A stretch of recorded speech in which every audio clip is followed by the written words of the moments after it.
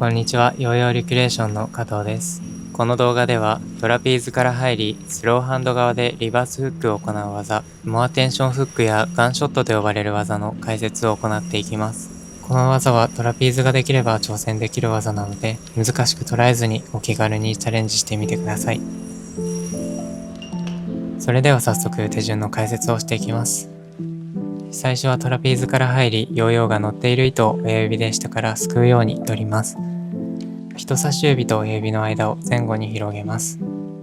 右手の人差し指を左手の近くに用意し、ヨーヨーを左右に振って勢いをつけます。ヨーヨーが右に触れたタイミングで左手の人差し指から糸を離します。この際、ヨーヨーが勢い余って右手を飛び越してしまわないように注意してください。糸を離した後、左手の親指にかかっている糸を少しだけ引くことで、飛ばした輪っかに勢いをつけることができます。飛んだ輪がヨーヨーの手前側のボディにかかったら成功となります。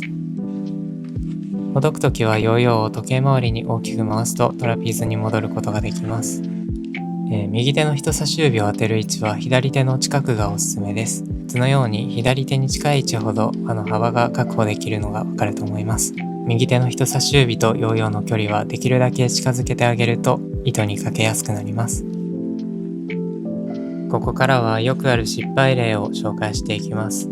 失敗例の一つ目、飛ばした輪が手前ではなく奥側のボディにかかってしまうと、ほどく時の形が違うものになってしまいます。失敗例の二つ目、飛ばした輪が空中でねじれてそのままヨーヨーにかかってしまうと、ほどく時にちょっとめんどくさい形になってしまいます。失敗例の3つ目、飛ばした輪が十分に広がらずに全てスリットにかかってしまうと、そのままスルンとほどけてしまいます。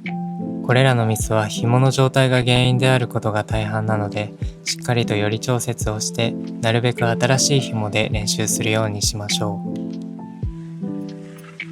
う。ここからはより深掘った内容に触れていきます。糸を飛ばす時の力は最初のヨーヨーの振りと糸を離した後の左手親指の引き、この2つの要素のバランスで成り立っています。また指を離すタイミングは振りが大きいほど速く、引きが大きいほど遅くなります。振りの要素だけで輪を飛ばそうとすると全体の動きが大きくなり、ヨーヨーの位置が安定せず成功率が下がってしまいます。引きの要素だけで輪を飛ばすパターンはヨーヨーの耐久時間が短く猶予がないため難易度が高くなります。個人的な体感ですが、振り対引きが3対7くらいだと一番安定する気がします。自分のやりやすいバランスをぜひ研究してみてください。今回解説したトリックは応用が効きやすくコンボにも取り入れやすいため、習得することでさらに挑戦できるトリックの幅が広がります。ぜひチャレンジしてみてください。